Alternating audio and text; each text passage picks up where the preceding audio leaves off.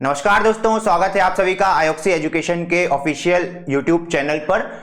आयोग की तरफ से दो बड़े अपडेट हैं। आज आयोग एक्टिव हो चुका है। आयोग एक्टिव जब जब हुआ है तब तब हमें देखने को मिला है कि अगले 3 से 4 दिनों के अंदर कुछ बड़ी अनाउंसमेंट आई है। आज भी बड़ी अनाउंसमेंट है, दो बड़ी अनाउंसमेंट है। साथ ही साथ जिस प्रकार से आयोग अभी एक्टिव हो रहा है, मैं आपको पूरा प्रोसीजर आज वीडियो में बताने वाला हूं कि क्यों आयोग ऐसे एक्टिव होता है, आज क्या इंपॉर्टेंट अपडेट्स हैं। पहला अपडेट हमारा जो सिलेबस को लेके आया है वो क्यों आया है, दूसरा अपडेट जो है हमारा एक क्लियरिफिकेशन आया है इंपॉर्टेंट, वो बताने वाला हूं। तो बहुत ही जल्दी हम इस वीडियो में कवर करेंगे कि क्या खास है आज के नोटिफिकेशन में। आज डेट 6 दिसंबर 2024 को आयोग ने दो नोटिफिकेशन जारी, दो जो है वो फाइल्स जारी की है, विज्ञप्ति जारी की है। एक तो है वो सिलेबस उसने सामने दे दिया है एक बार फिर से 2024 का ही। अभी तक हमारी टीम ने जो देखा है कोई भी बड़ा बदलाव नहीं है अभी तक। अगर कुछ पॉइंट कुछ माइनर होता है तो आप हमारे YouTube चैनल से जुड़े रहिए। सबसे पहले हमारे YouTube चैनल पर वो आपके साथ डिस्कस किया जाएगा। और अभी तक हमारी टीम ने यह पाया है कि सिलेबस में कोई भी बदलाव नहीं है। अब आयोग ने अलग से सिलेबस क्यों दिया? आयोग हर बार करता क्या है कि एडवर्टाइजमेंट के साथ ही सिलेबस देता है, बट कुछ समय हमने कुछ बार यह भी देखा है कि आयोग ने सिर्फ सिलेबस भी दिया है एडवर्टाइजमेंट के पहले। और वो आयोग क्यों देता है, मैं अगर आपको बताऊं तो वो इसलिए कि एक बार बच्चों के सामने जो पेपर होने वाला है, जो कि 16 फरवरी को होने वाला है, उसके लिए आयोग जो है पहले से एक सिलेबस आपके सामने रखा है आयोग ने कि अगर कुछ दिक्कत होती है अगले 1-2 दिन में सिलेबस में, तो आप सभी जो है वो आयोग तक पहुंच सकें, जिससे कि एडवर्टाइजमेंट में गलत सिलेबस ना आए। ये कॉमन प्रोसीजर है जो कि हर स्टेट पीएससी, ज्यादातर स्टेट पीएससी यूपीएससी के द्वारा जो है वो लिया जाता है हर वर्ष। और ज्यादातर बार मैंने बोला कि ऐसा नहीं होता है, बट कभी कभी होता है जब इंपॉर्टेंट लगता है आयोग को। आयोग की मर्जी है। तो मैंने आपको बताया पहला जो पॉइंट है, कोई भी बड़ा चेंजेस नहीं है अभी सिलेबस में। मैं बड़ा इसलिए बोल रहा हूं, वैसे तो कोई भी नहीं है, 99.99%, पर 0.1% मैं बोल रहा हूं। हमारी टीम देख रही है, अगर कोई अपडेट होता है तो आपको आज रात में ही मिल जाएगा। साथ ही साथ सेकंड जो इंपॉर्टेंट पॉइंट है उसके बारे में आपके साथ डिस्कस करना चाहूंगा। बहुत ही इंपॉर्टेंट है, गलतफहमी पूरे मार्केट में रहती है। सभी बच्चे लोग जो हैं वो इस गलतफहमी के कारण जो कम्युनिकेशन का माध्यम है आयोग से वो सही नहीं रख पाते हैं। उस कारण बहुत से बच्चे जो हैं परीक्षा से बाहर भी हुए हैं, उनकी बातों को आयोग ने नहीं सुना है। क्यों नहीं सुना है आयोग ने बताया है। ओएमआर से रिलेटेड इंपॉर्टेंट अपडेट है, उसके बारे में आपसे बात करना चाहता हूं। तो 6 दिसंबर आज जो है आयोग ने ओएमआर को लेकर एक इंपॉर्टेंट अपडेट दिया है। जो अभ्यर्थी हैं आपत्तियां लगाते हैं ओएमआर को लेके, तो देखिए ओएमआर के बारे में आपको बता दूं, ये सब तो किसी से बात नहीं छुपी है कि ओएमआर को बहुत सावधानी पूर्वक भरना कितना जरूरी है। अब ओएमआर को हमने भर दिया, पेपर हमारा हो गया, वो ओएमआर गई आयोग के पास ओएमआर चली गई। अब है क्या बात कि देखिए हर बार हमने देखा है कि काफी बार क्या 99% जो है एग्जाम्स, उसमें आयोग की तरफ से कुछ प्रश्न गलत हो जाते हैं। जो आंसर की आती है एक पहली वाली प्रोविजनल, उसमें से बहुत सारे जो हैं गलत होते हैं प्रश्न। अब उन गलत प्रश्नों पर आपत्ति लगाने के लिए आयोग विंडो खोलता है। आयोग जब विंडो खोलता है उन पर आपत्ति लगाने के लिए, तो एक बहुत ही इंपॉर्टेंट यहां पे अपडेट आयोग ने जो दिया है वो है कि इसकी जो पद्धति है, जो मेथड है, वो सिर्फ ऑनलाइन मेथड है।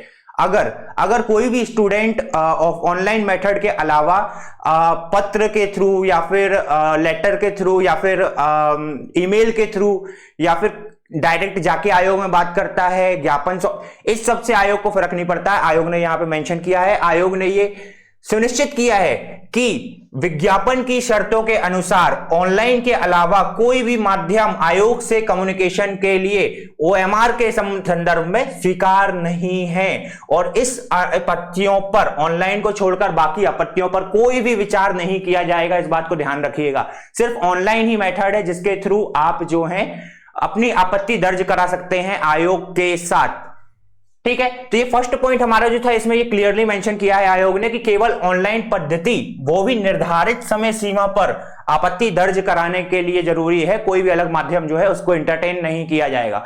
साथ ही साथ अगर हम सेकंड पॉइंट में आते हैं, तो सेकंड पॉइंट में आयोग ने ये क्लियर किया है कि जो विशेषज्ञ समिति है, जो स्पेशल टीम है आयोग की, जब आयोग एक प्रोविजनल आंसर की देता है उसके बाद आप और हम सभी जो हैं बच्चों के साथ हम मिलकर उसमें आपत्ति लगाते हैं। अब आपत्ति लगाते हैं तो उन आपत्तियों पर ही जो स्पेशल टीम है, जो विशेष टीम है आयोग की, वो कार्यवाही करती है। इसके अलावा कोई और प्रश्न पर नहीं करती है, और वो भी अगर ऑनलाइन माध्यम से समय के अंदर दी जा रही है तो।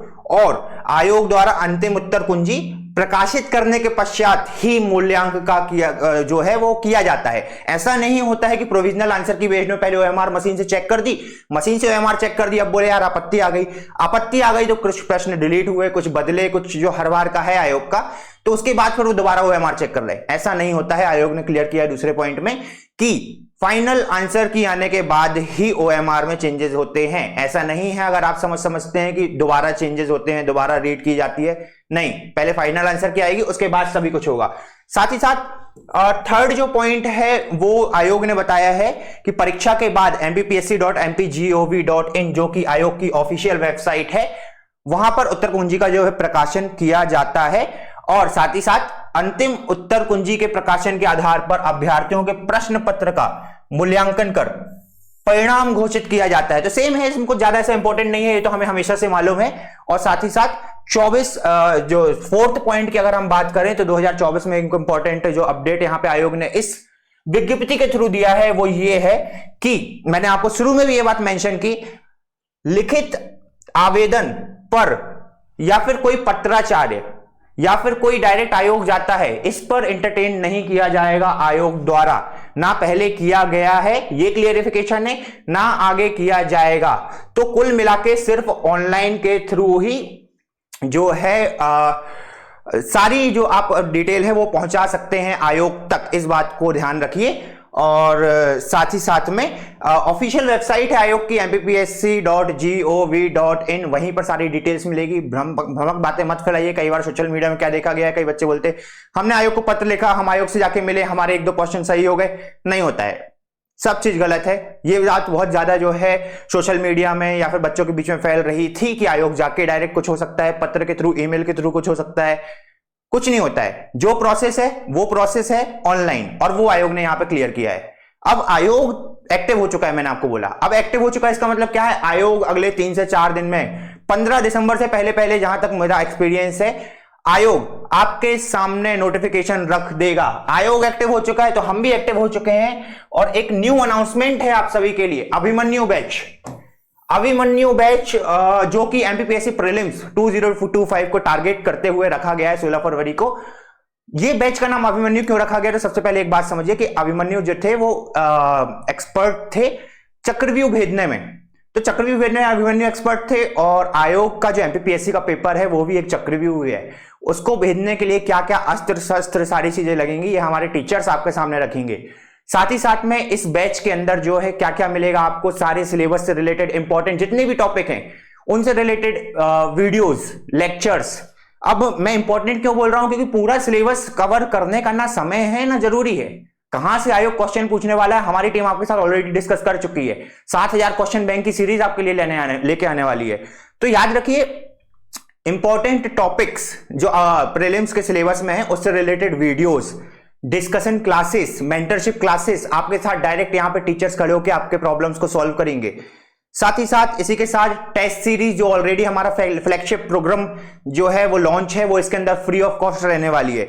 इसी के साथ में अगली अगर बात करूं तो इसके अंदर आपको 7000 MCQs का डिस्कशन मिलेगा।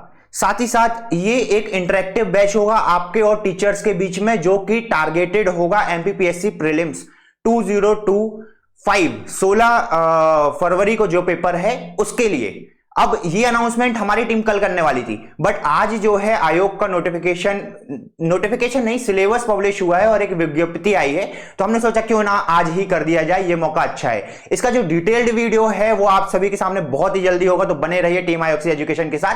जय हिंद, जय भारत।